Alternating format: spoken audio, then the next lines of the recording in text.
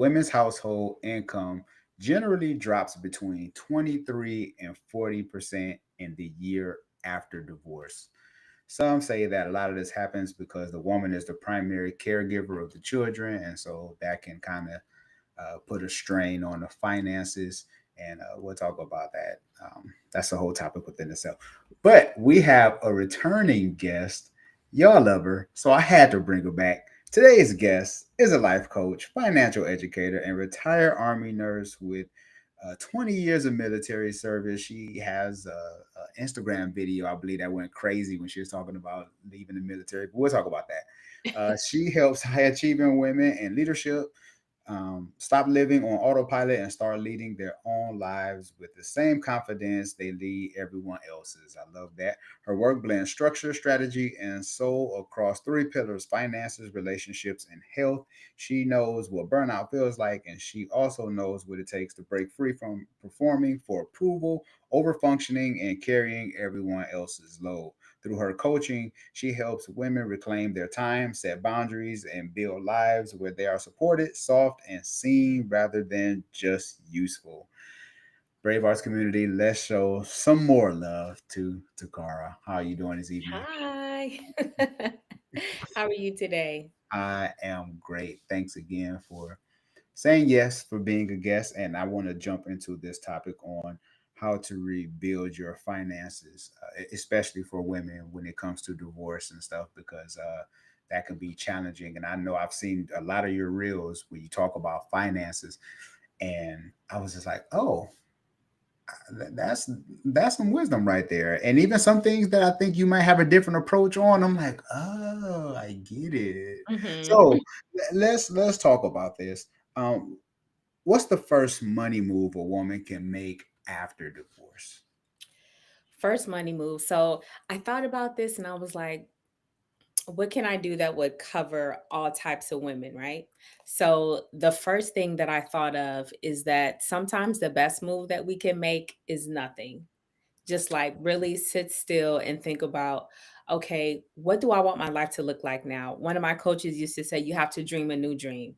So before we've made all of these plans and we have this person in our lives and we have constructed how that's going to look, but sometimes you just need to sit back and say, okay, what do I want things to look like now? What is that going to look like for me? And then what's the first step that I need to make? Because what can happen is you're going through a divorce or you are divorced, and then you're just go, go, go. And then you're trying to hurry up and make quick, fast decisions. But if you had slowed down and think about it, you may not have made that decision. And I could say, like, for me personally, I was like, I just got to get rid of everything. It just has to be done. And I sold my house.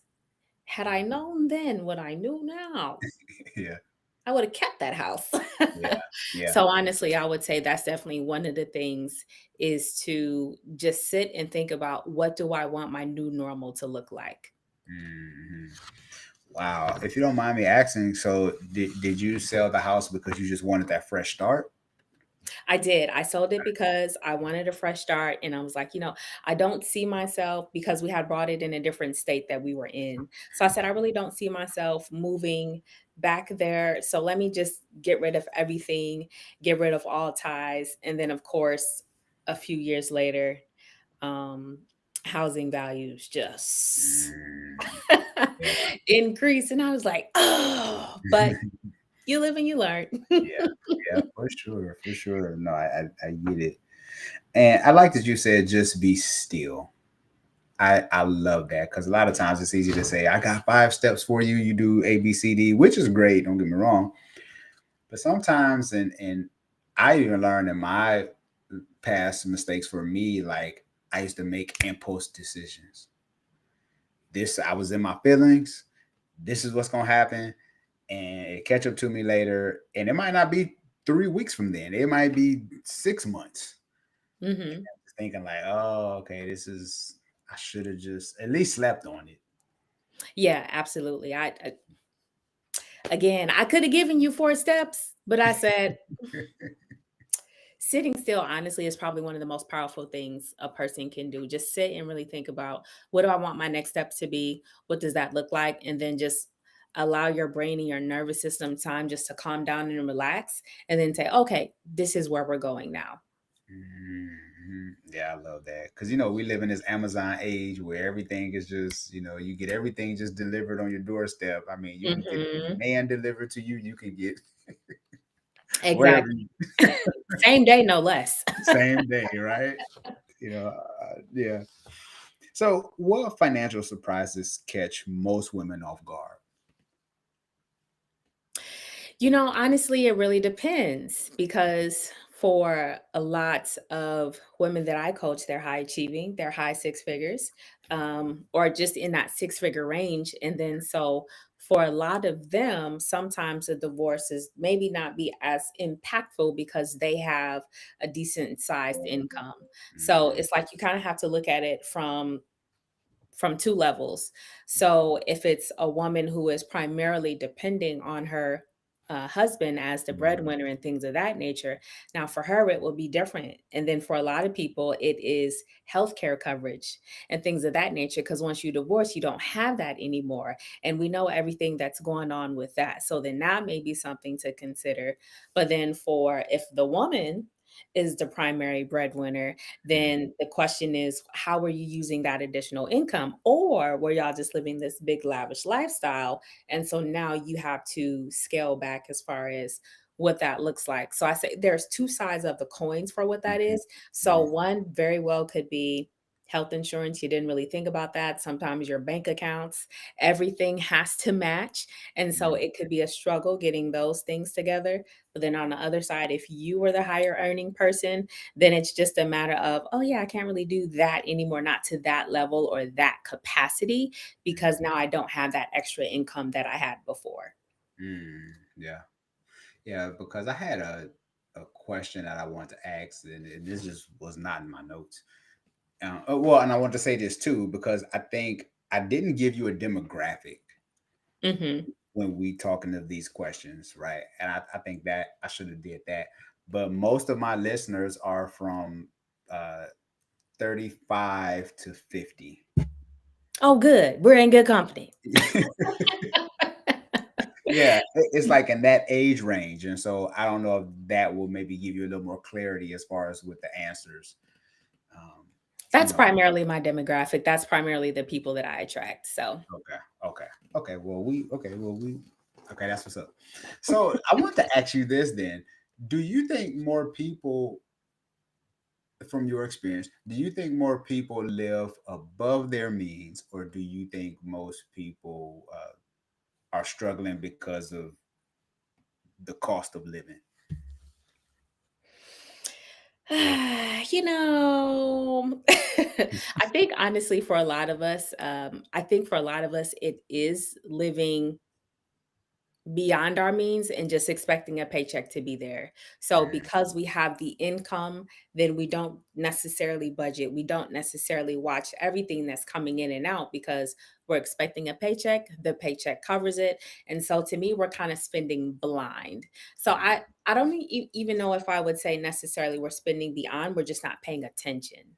So we're Mm, very comfortable with what that is until you have situations like this. For instance, if you're a federal worker or your money comes from the government where you typically expect the check and now they're like, actually you're not getting one, then this is what brings to light, I need to watch what I'm doing here. I need to watch my spending. I need to watch these things.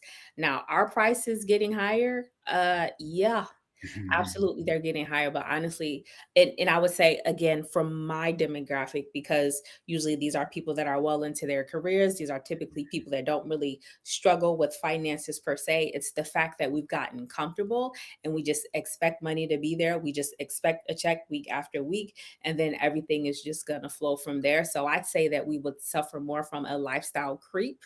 So then, we get our promotion and then we decide to celebrate with a car, but the car was not equivalent to the promotion. But go ahead. So I think honestly that's the biggest thing. Yeah. Yeah, because I know it's expensive out here. I mean, the grocery prices are crazy, and we're not even talking about if you want to eat healthy, right? We're just talking about just food. I mean, if you want to buy some blueberries, it's gonna cost you. Listen, you got to buy in season. I told some people the other day, I said, you stay out of the inner aisles. I said, just shop on the outside. If you shop on the outside and you go to our good people Aldi, you can skate by. You can skate by. I love some Aldi's. Shout out to Aldi's. I mean, I know they're not paying us, All but right, let's get a sponsor here, Aldi. yeah, right. So, Takara, I wanted to ask you this, and I didn't get to ask you this before, but or maybe I did. I don't know. But what inspired you to get into the finance realm? So, what inspired me is what I call my $40,000 mistake. So, when I first enlisted into the Army, I got a bonus, $7,000. You couldn't tell me nothing. You couldn't even, honey, I was rich, okay, with my 7,000. And so, one of my supervisors said, "Hey, listen, if you all want to have a lot of money when you get out of the military, you want to invest. You want to put your money in your TSP, which is our thrift savings plan." And I said, "Yeah, of course I want money." So Yeah. I put all my money in there because, I'm being responsible. I'm investing. Right. He said, set it and forget it. And I did exactly what he said. I put the money in there. I never looked at it again. I never checked it again. And then, after a few years, I started to learn about compound interest again. I still set it and forget it, but I said, okay, well, compound interest, 12%. Okay, my money should at least be doubled by now and then Mhm. doubled again. So I should have a good bit of money in there. And by now I've done the whole Dave Ramsey plan and I've looked at everything and I said, okay, I know.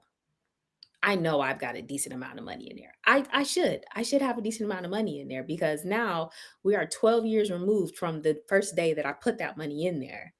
So Mm, when I checked my account and I saw that I had $7,400 in there mhm. after 12 years, oh, I was upset. Yeah.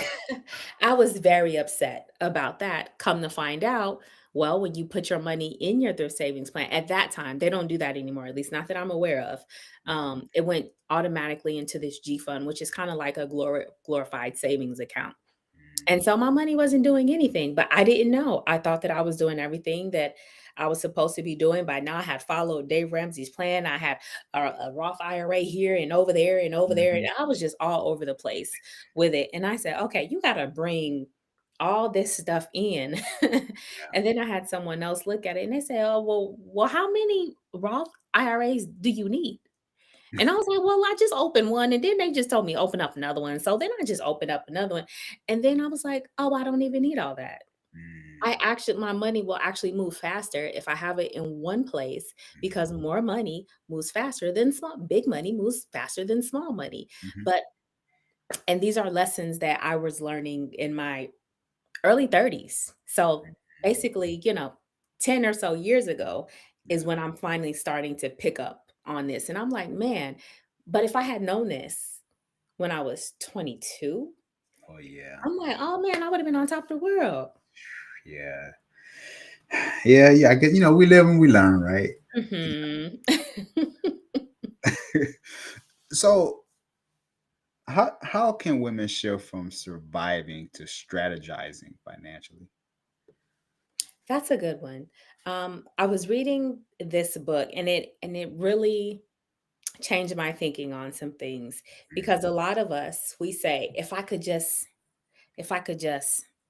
like, if I could Mhm. just get another 10,000, another 20,000, if I could just hit 6 figures, then, I would be good to go and, this, that, and the other.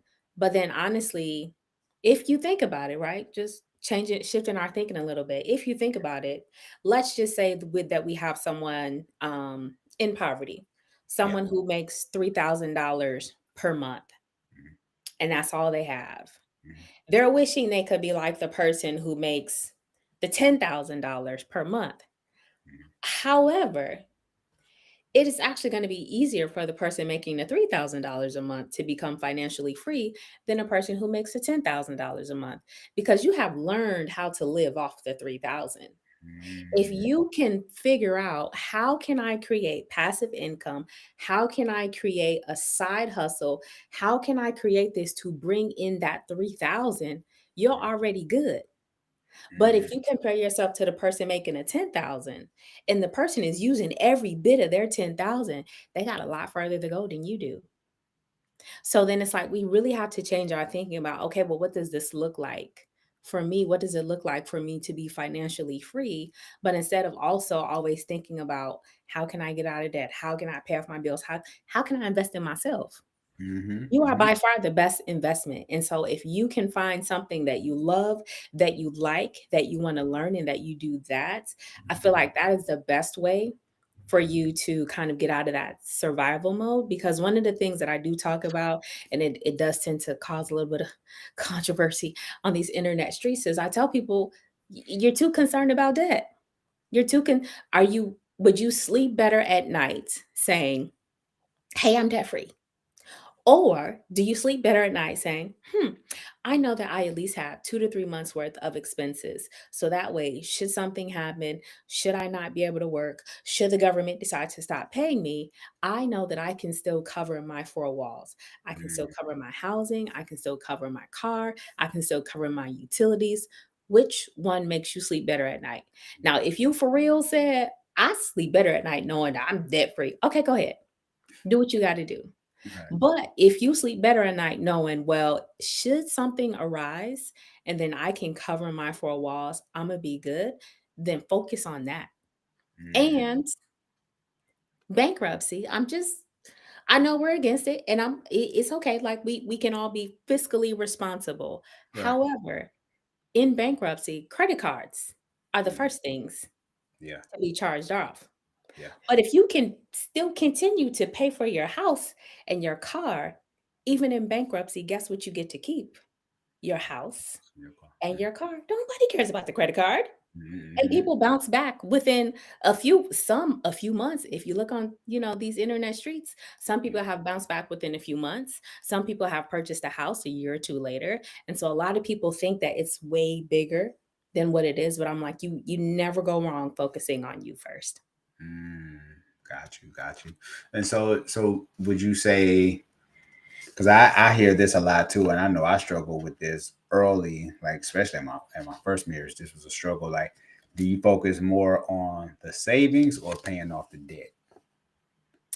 So, what I would tell people to do is usually, so like you said, do I focus on this or this? Mm, Let's take out the or and let's put an and.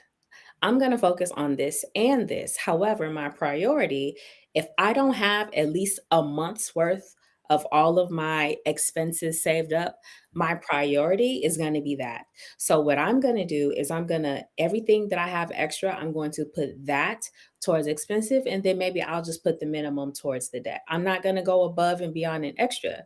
Because another thing that I say is if you put this extra $1,000 in the credit card company, the car company, or whoever, and you have $1,000 emergency, you can't call them people back and say, "Hey, you know that $1,000 I gave you yesterday? Can you get that back to me?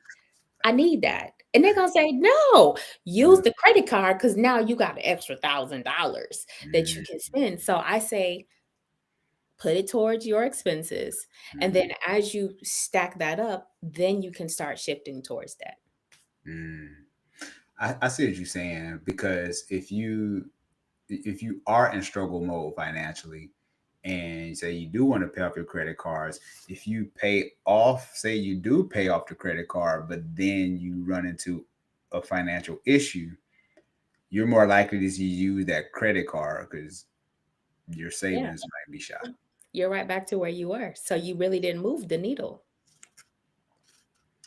I see, said the blind man. Got you, for sure. So, what's the best way to rebuild credit or income post divorce? It's not an overnight process. Yeah, And so I say take your time and don't focus so much on the credit score. I know it's all things yeah, we want to have, 700 plus, and I mean that's important, right? If you are thinking about purchasing a home or something like that. But if that's not your goal and your focus right then and there, then I say don't focus so much on the credit score. Eventually it'll rise on its own. There's tips and tricks and all kinds of other things that you can do. But honestly, the credit score is nothing but how well you handle debt. So as long as you're continuing to pay things on time, as long as you don't have any late notices or anything like that, your credit score will be just fine. Now, if it took a tumble because of, things that's happening up things that have happened in your divorce, well, there's nothing that we can do about that. Now the divorce has happened. And so the only thing that we can do now is focus on, again, what do I want my life to look like? How can I invest in myself? And how can I move forward with what that is? Because again, do you care about your credit score? Or do you care about your four walls? Yeah. Which one is more important? Now, I hear you because I mean, and I remember going through my divorce when you go from two incomes to one. You really have that decision to make. Hmm. You're like, now I only have this one income opposed to when we had the two incomes. You know, um, but yeah, because so many people they struggle when it comes to, like you say, uh, not or but and Hmm. and so because sometimes we like to make those extremes. We like black and white. You either got to be one or the other, opposed to being a little malleable. So Right. And we've been wired that way, right? yeah, So we all have been, depending on how you grew up, depending on either even how well off your parents were or yep, the advice that you got from your parents or your grandparents, you always hear things like, "Oh, I'm just robbing Peter to pay Paul." Or you hmm, hear somebody say, "Don't ever get you a credit card because the credit card will get you stuck." And then so now you're scared yep, to have a credit card, or you're scared to go in debt based off of, what someone else has said, someone else's experience. And then, the guru of finances is, everyone knows Dave Ramsey. yep, His first thing is, hey, save up your $500 to $1,000, just depending on when your income in. And then he says, beans and rice, rice and beans, get out yeah, of debt as soon as you can. So we are all focused on getting out of debt. So it's going to be weird for you not to focus on getting out of debt. But that's also expected, because if the brain is like, well, that's what we're supposed to do, and everything that you see says that's what you're supposed to do, your brain is going to push back and say, first of all, this is very unfamiliar. You're doing something different. I don't like it. hmm, And the brain's job is to keep you safe, yep, even if it's illogical, even if it would be better for you to focus on something else. But the brain is just going to continue to push back and say no, because that's not what we've been hearing, that's not what people keep saying. So expect that. It's gonna be weird. It's gonna be there. It's just like working out. You go to the gym hmm, and then you get there and you have all the aspirations in the world to do all the things, and you survive through the workout, then you leave sore, and then you're like, do I want to go back the next day? I mean, I'm yeah, still feeling kind of sore. I don't know. But you still continue to go. So it has to be the same way. You push through, but you say, okay, but this is what we're doing now. hmm, And this is the vision that we have. hmm. Yeah. I want to ask you a question that's kind of controversial, but I want to know your opinion. You ready? I'm ready. I Okay. mean, you hit me with at least one every time I come on here, so we gonna see what it I is. know, like, yeah, we're gonna see where this go. Okay, okay, yeah, I respect what you have to say. Is is Dave Ramsey outdated in 2020? Is he outdated? I mean, I know it's a broad question, but just going off of what you were saying, and no shot to him because Yeah, I've yeah, yeah, learned yeah. some stuff. Mhm. But the way people see money today and his teaching, So I will say that I think that it is a very good starting point, right? We all need a mm, starting. We need something. He's like, I got it. There are five baby steps. This is what you have to do. One, two, three. But because of the demographic, mhm, because of who we attract, that method does not work for all people, mhm, particularly if you are a person of color. There are some things that mhm, some demographics can get away with that others cannot. And so if you do beans and rice, rice and beans, get out of debt, and never use credit again, you have no credit score. So then you as a person of color saying, "Well, yes, I'm out of debt," and then you come in there with no credit score and you're at the bank and you're saying, "But I want to borrow money from you all," it may be a little bit more difficult for you. Mm. Just being honest. Mhm. And especially with the landscape that we're in, it could potentially be little bit more difficult as well. So Mm. this is why I emphasize that cover your four walls, make Yeah. sure that you can cover your rents, your utilities, and everything to keep you warm and Mhm. to keep you so that you can go to work and go back and forth and then focus on that. Because for us, it is important for us to maintain some of those things that other people can simply just get away with not having, i.e., a credit score. Mm. Got you. Yeah. Because I was wondering, like, is he still the voice of today, or are there other people that are like financial gurus, say in this day and age? That's a little more, I won't say understanding, but you know what I'm saying? Like the Yeah. way people I live mean, today. me personally, I feel that in today's times and especially where we are and the way in which that we need to shift our focus, I do believe that it's outdated, but I also believe that you have to do what works best for you. And that was kind of how I got into my financial situation because I'm listening to everybody and I'm not taking myself, I'm not taking my own situation into account to say, oh, okay, but what do you want to do? Well, how do you want this to look? How do you want that to look? So I personally like the idea of percentages better because also with Dave Ramsey's plan, the best way that I can compare it is like a diet. Most people don't look forward to a diet. You're not excited to be on a diet. You're happy to get off the diet. But Yeah. then what happens is the moment that you get off the diet, if you have been very restrictive, for instance, I love pound cake, I love ice cream, I love cookies. And so if I get on this diet and you tell me I can't have none of that, I'm gonna go to town when this diet is over. Yeah. But I like the percentage based model better because at least with the percentage, it says, okay, you're going to do this percentage based on your wants. You're going to do this percentage based on your needs, and you're going to do this percentage towards investing. And so now you have a full picture of what this looks like, and you're not being so restrictive.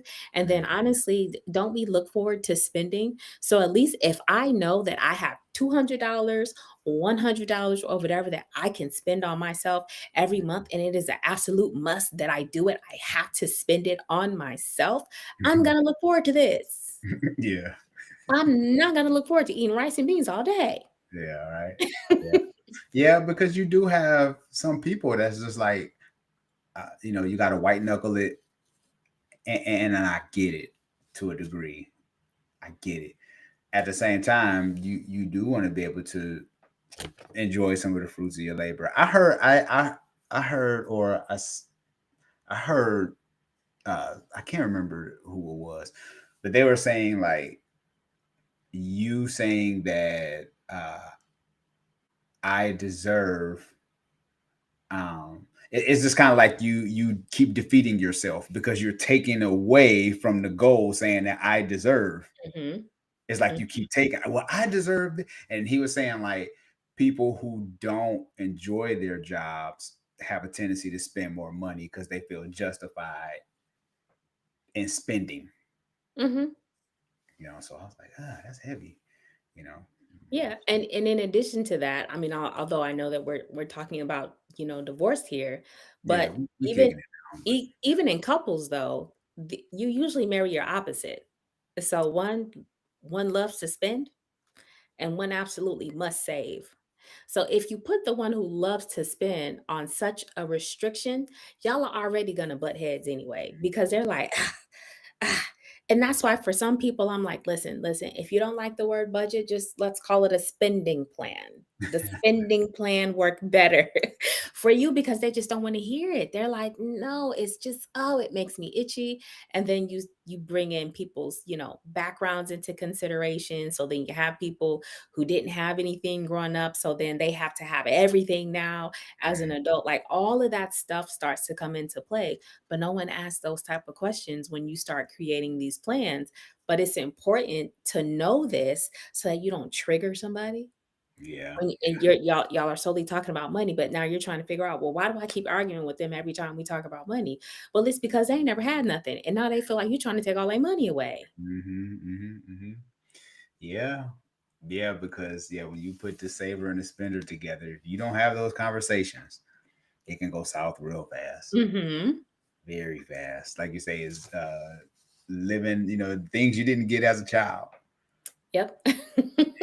Cause I was at there was one time I was buying my shoes. I was like, hey, I didn't get these in the 10th grade when they came out.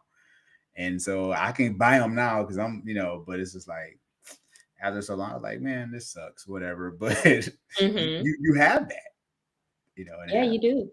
So so how do emotions after divorce affect money decisions? Oh, emotions. That affects everything. It affects everything. Honestly, my philosophy is when your life is a mess, your money is a mess because Mm, it's gonna come out somewhere, some way, somehow.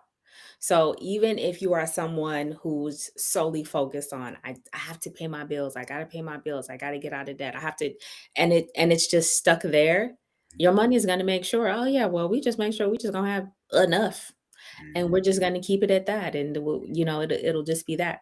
So even if you're just all over the place, your money is probably all over the place too.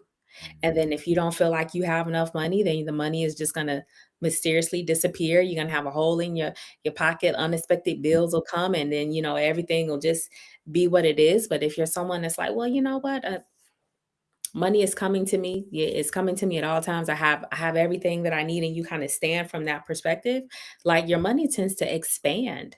mhm, And so I was reading a book, and I love the way that he described, and I never even paid attention to it, but money as water. So literally the way that everyone describes money is also the same way that they describe water. So you have a cash flow, water also flows. mhm, You mhm, can freeze water, you can freeze your assets. Everything is liquid mhm, and so is water. And so it's like if we think about things in terms of that and in terms of how water move, it has to flow. And so the moment that you decide to stop it, well, what happens when water stops flowing? Well, it becomes stagnant. And if anything is stagnant in water, it dies. mhm. Wow. So when you're in What's the name of the book? survival mode and you stop things from moving, your money dies. Even if you decide that you want to put it in a savings account at a Yeah, bank with yeah. your 0.03%, but you're scared to put it in an investment account that's 12%, your money dies. Mhm, It's not even beating inflation. mm. So emotions affect everything, even just the decisions that we make regarding money. Wow, that's heavy. What's the name of the book? That sounds interesting. It's called Rich and Righteous by Julian Gordon. Mm. I'm gonna have to check that out. Wow, that sounds good. I never thought of like money and water. Like I never Mhm. interesting. See, this is why I like interviewing people because there's a lot of stuff I don't know, and Yeah, y'all. I love his book. His book, I created an Amazon list because everyone's like, "You're always reading all these books. What is it?" Because and I have all these money books that I read, but his is definitely in the top. Rewire for Wealth. That's another one. It's about your mindset regarding money, and of course, Think and Grow Rich. That's a must. Yeah, That one is a must. yeah, for sure. What did you read? The Psychology of Money by Morgan Housel. Yes. Mm-hmm. That's one of my favorite books. I got it on audiobook. I listen to it at least twice a year. That and not a that this other one is not a money book, but the Four Agreements. Oh, absolutely. Oh, yeah. Four Agreements is a yearly read for everyone. Yeah, yeah, yeah. The one I'm focusing on, I don't take things personally. I don't take things personally. I know, right? And I had to overcome that. Like I used to take everything personal, and I'm just like, yeah, that's not gonna help you live long. Uh, Mhm. last question: what does real financial freedom look like after starting over? Real financial freedom looks like doing whatever you wanna do, however you wanna do it. Mm, Yep. That's what it is. And I would say even for me, and you may not even know what that is today, and that's perfectly okay. So when I was going through my divorce, I was like, I don't know. I don't know what I want to do. I'm just, I'm gonna do something. I'm not sure what that is. But then as I just kind of allowed myself to explore, that's also how I got into to coaching. I wasn't thinking about being a coach or anything like that when I was married, but it was just something that just so happened Mm, to come up when I was going through my divorce. And interestingly enough, I felt led to write a book, and I thought that the book was going to be about how um, my ex-husband or my husband at the time, I thought it was going to be about how him and I went through hell and high water, but still, came out on top on the other side. But then mm, once that divorce went through, I was like, oh, now I need to add another chapter. I need to add what divorce looks like now and mm, add that to the book. So then if you just kind of allow your mind to expand, so many things are possible for you post divorce. I've become a life coach. I've become a published author. I've retired from the military. Listen, it doesn't have to be the end. This could very well be the beginning for you. yes, I love that. Yes, because there is life after divorce, and one of the very reasons I created this platform, because there's so many people that they say they done with marriage and stuff like that. I'm like, you want to give it another try. You no matter what's going on, you get on a plane flight, the chances, what I'm saying, that something can happen, but you still gonna jump on that flight, or so it's always a beautiful thing to see people uh, get beside their fear and just be like, you know what? No, I'm not gonna make a fear-based decision. I'm gonna make a faith-based decision that I can try this again, in spite of what I've been through. But Takara, this has been a phenomenal episode. Thank you so much for your time and your wisdom. Let everyone know how they can get in touch with you. Absolutely. Thank you so much. This has been fun. And I do want to add, I also said the same thing when I got divorced. I was like, I don't know how people do this more than once. I You don't said it. know. I did. I said, listen, I'm gonna just be I'm gonna be in my rich auntie era and I'm just gonna travel. And that's gonna be that. I tried it, Yeah. it's done. I'm finished. No, it's all. So at this point, I think that's just probably what everybody say when they're just going through the motions of it all, and then after that, they have about a year to kind of settle down, and then they're like, okay, I think I could. I think it took me about 2 years, and I said, okay, I think I could maybe kind of sort of, maybe possibly. So don't feel alone if you're someone that's like, I ain't doing that again. You might just be open, you never know. But you can find me on TikTok, on Instagram, and on Facebook at Takara Renee. I am Takara Renee everywhere. I am working on doing better at also YouTube and uploading videos on YouTube. So I'll definitely also start doing that a little bit more as well. Awesome, awesome. Well, Brave Arts community, you heard it here. Go check out our first interview, and also I want to say too, Takara, that YouTube has implemented like you can share your videos now. So our two interviews, if you are you already on YouTube? You started your Yeah, channel? I'm already there. Okay, yeah. So they give you a code where you can invite as a collaborator, and so now I could start. We can share our videos on Oh, okay. See, I'm glad I said that. right? Yeah. So there you go. So now I have to send you the collaborator, and these videos will be on yours. Yeah, send it to me. That way I'll add it, send it out to my people and, make sure everybody tunes in. For sure, for sure. Well, Brave Arts community, you heard it here. So go connect with Takara because as you can see, she drops so much wisdom on these episodes. Make sure you catch our first interview together. I'll have it linked in the description below. If you are watching this, make sure you hit the subscribe button and make sure you hit that like button. Give us those thumbs up. We need them. And make sure that you share this video with a friend because you never know what someone is going through. If you are listening to this via podcast, leave a rating and review. By doing so, put you in a drawing for a free Amazon gift card. Who doesn't like free stuff? This is Sean Heineman with my special guest. Taccarra Renee. All right, Brave Arts community, take care.